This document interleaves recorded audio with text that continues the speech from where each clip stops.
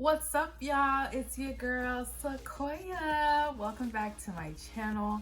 You guys, I feel like it's been a minute, but I'm back today again with another video. Today we are going to be doing a review slash wear test on this Estee Lauder. Sorry, I can't even say it. I slaughter the names of these makeup names and brands all the time, but this is the Estee Lauder Double WearStay-in-Place makeup. This is a foundation. This is the shade Tawny 3W1. I've been in the market for foundation, and since we've been under quarantine, it's been hard to get into Sephora and Ulta and swatch out different foundations. I took the shade finder on this website called foundation.com. I'll link it down below. And Sephora, trying to find foundations that are similar to a specific shade that I already use. So just to elaborate further, they ask you what foundation you're currently using, and based off of that, they'll find other shades from different brands that match the foundation you're currently using. So that's what I did. They said I was exact match for Tawny. I don't know what you guys think about this foundation, but that is what we're here to discover. Just a little bit about the foundation. It does say it's a stay-in-place makeup for all skin types, proven 24-hour staying power, looks fresh and flawless, stays color true, feels lightweight and so comfortable you won't believe it's long wear. Transfer resistant, lasts through heat and humidity, medium to full coverage, matte finish, won't clog pores, oil controlling, oil-free, fragrance-free, dermatologic and ophthalmologist-tested. So it's claiming a lot of firepower right now. Humidity and heat, and I live in Florida. This is going to be a real life review because Florida is really hot and really humid. So we're really going to see if this claims I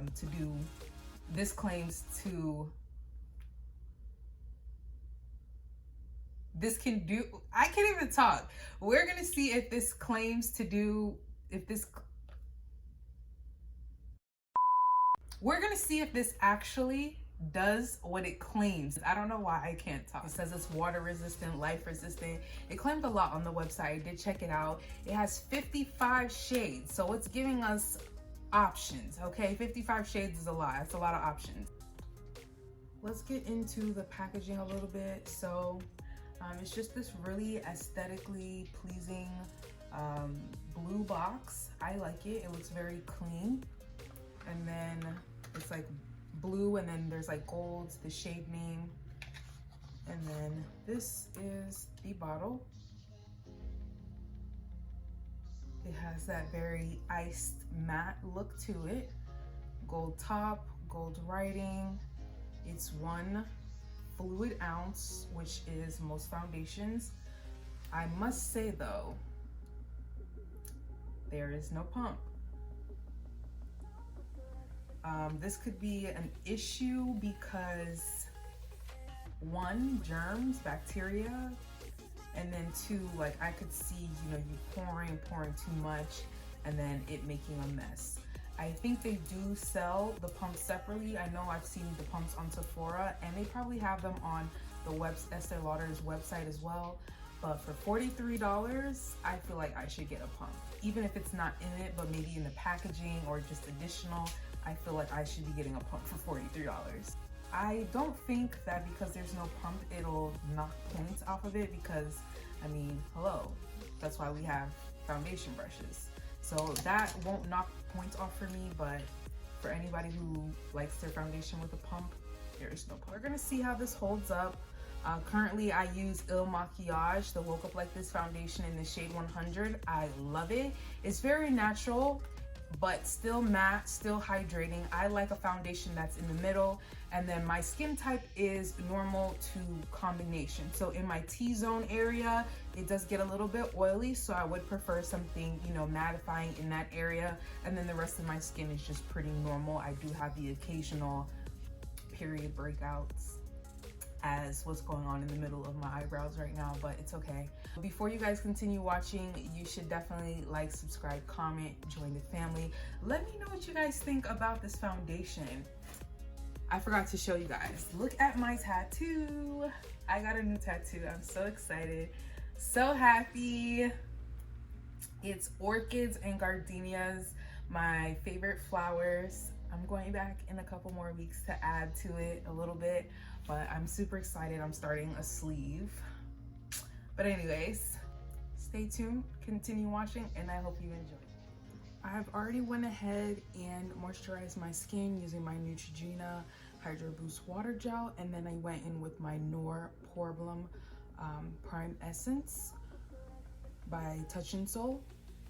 So I'm now going to prime my face like I regularly would. I know a lot of people do foundation wear test, not using any primer, but I want to use this foundation how I normally would any other. So I'm just going to do everything I do the same. So Milk Hydro Grip. On the website, it says you can use your fingers, a sponge, or a brush. I normally use a brush, so I'm just going to continue using a brush. And this is the Morphe R10 face brush. There's a smell to it, but I find it could be really difficult with no pump.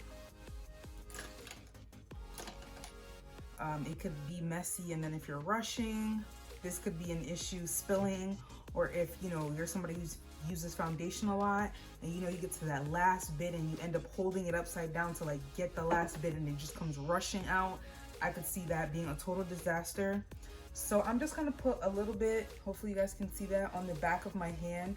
It is really thick. I don't know if you guys can see that, but I'm just gonna put what I would consider 2 pumps on the back of my hand, and I'm just gonna go in with the e.l.f. foundation brush and apply it.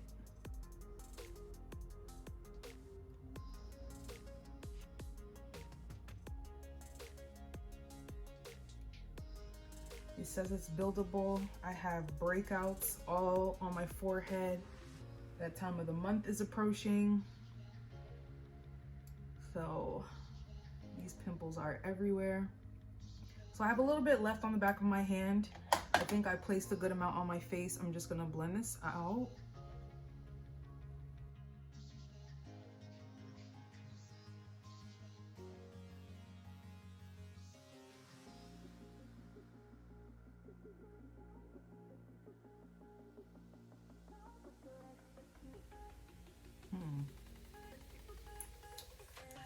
I swatched it on my hand, on the back of my hand, and it did seem like a good fit. When I used the shade finder, it told me that this shade was my exact match, so I was really excited about that again. But I don't know, I feel like it looks kind of white. Like instead of like warm undertone, maybe it's like neutral, because I'm getting like the kind of a whitish cast. And I'm just gonna, I used what's on the back of my hand, I'm just gonna add a little bit more. It says it's medium to full coverage and buildable. So we're gonna test the buildable aspect. I'm somebody who definitely likes to build a foundation. Just go in on the outer parts.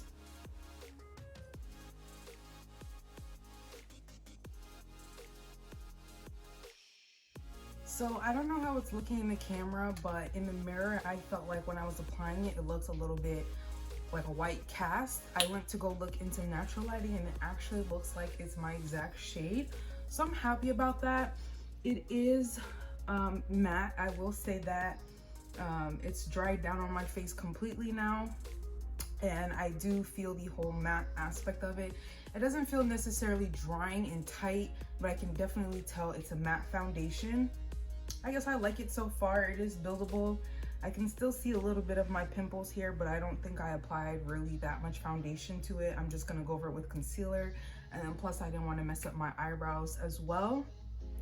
When I did apply it, it did have kind of a strong smell, I would say, but now that I've applied it and it's dried down, I don't smell it anymore. What I'm gonna do is just go ahead, do the rest of my face. I'm not gonna do too much because I want the main focus to be on the foundation. I really want to see how it works. So I'm just gonna bronze my face and then go on with some concealer. I think I'm gonna fast forward through it. I'll just fast forward through it.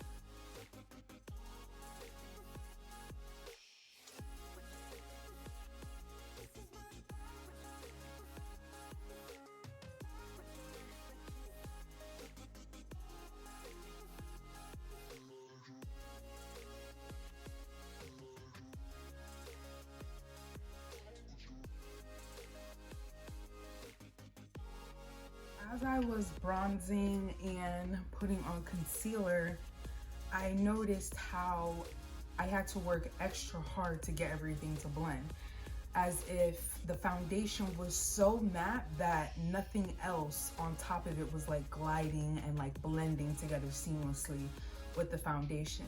When I put on my contour, I know it was like my bronzer as my contour. When I was putting it in the spot I wanted to contour, it wasn't like blending out. It was kind of just staying in one area, as if the foundation was so matte, it wasn't allowing it to move. So once I put, you know, my bronzer down, I kind of had to go in with, you know, like my Iconic London Prep Set Glow to kind of add some moisture back to the foundation so I could blend everything out. If not, it would be harsh. And I don't know if it even still looks harsh. I tried to blend it out as much as I could, but the application of the foundation is good. If it's a team player with all my other products, so far I'm gonna put it as a no. I feel like once you put this foundation on, you're gonna have to like work in small areas to get it to blend out, and then you're gonna have to work really quickly with putting on like bronzer, blush, highlight, because it'll all like get stuck and look like you just put it on there instead of blending it out. So that was the issue I had there. As far as the shade, I do like it, but I just don't feel like it played very well with the rest of the products I would use after. So what I'm gonna do is just put on mascara on my bottom lashes, a little blush, and highlight, and I'll be right back. So this is it. I am finished. I really don't know how I feel about this. On a scale from 1 to 10, I'm like at a 6. I just went completely outside and I feel like it looks really white. It doesn't really look like it's my shade. I don't know if I'm just tripping, if I need to like get into it and feel it more, but I feel like my Il Makiage and my Fenty, the soft matte foundation she has, fits a lot better than this one. And for the amount of money I spent on this is the most expensive foundation I have. Actually, I think the Il Makiage was the same price, but I feel like if I'm paying that price for something, I need to like it. I need to be all the way in it. So for right now, I'm not really sold on it. I don't really like it too much. I'm going to go out. It's about 2:16 right now. I just looked on the clock on my stove. It's 2:16 right now. I have a nail appointment at 3. I do need to grocery shop, and I'm gonna do some other small errands. I should be back a little bit later, say around 10-ish maybe, to see how I like it, how it looks, and give my final thoughts. Depending on how I feel, this may be going back to Ulta, because right now I'm not 100% sold on it, and I feel like it could have been better. That's just kind of where I am right now. Hopefully the wear is good, because the way I'm feeling right now, I'm not really feeling it. But yeah, I will be back later on and I will give my final thoughts, and we'll see how it wore throughout the day. See you later. I am back. It is 10:25 p.m. and this is how we are looking. So I did dab once or twice today with a blotting tissue just to get some of the oil in the center of my face, as the center of my face gets oily when I wear any foundation. But other than that, it held up really well. Do I like this foundation? I'm gonna have to say no. I don't like it because I've worn this foundation for a total of 8 hours today, which is normal. That's the longest I would ever wear foundation. I normally only do a full face beat if I'm like going out, doing something special to the club, and that's usually about maybe 5 hours max. So as far as, is it wearable and it holds, you know, against humidity and heat resistance? Yes, this is definitely matte to the T, but it doesn't play very well with the rest of my products. I am going to say I'm going to use this foundation again. I'm going to test it one more time, maybe try something different, but it was really hard to blend everything out. As I was putting it on, it is my shade, yes, but the undertone is terrible. It did not match to my chest at all, and I match my foundation to my chest. Like, my face has to match my chest. when I went to go get my nails done, my nail tech, she told me that it was my shade, but in certain lights, it looked very white, casty, as I mentioned as I was putting it on.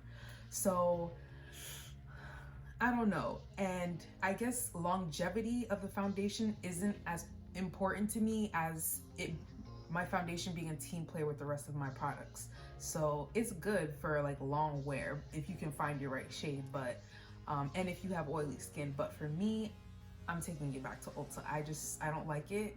And there is a shade, I have 3W1. There is 3W1.5. I don't know the name of it, the name of the shade, and it is warmer than this. And I thought about it, but then I'm like, there's still that aspect of it being too matte to blend the rest of my products. And I tried to use bronzer. It was like really stuck on my forehead. You know, I was just trying to darken it, you know, make it not look so white, but it wasn't working. So it's a no for me. I'm sorry. It is very long wearing, yes, but I feel like I can find a foundation that still does that and blends very well with the rest of my products. It does feel comfortable. It doesn't feel very stiff or heavy, but it's just that whole matte thing, and then the shade thing was like the cherry on the top for the no for me. So yeah, this will definitely be going back to Ulta. I guess I'll have to try out a different foundation. I don't know. Is it a hit or a miss? It's a solid miss for me. Like miss all the way. Just not for me. So yeah, I guess that concludes this review. I hope I covered all the bases. If you guys have any questions, please comment down below. And before you head out, be sure to like, subscribe, comment, join the fam. And I will see you guys in my next video. Bye.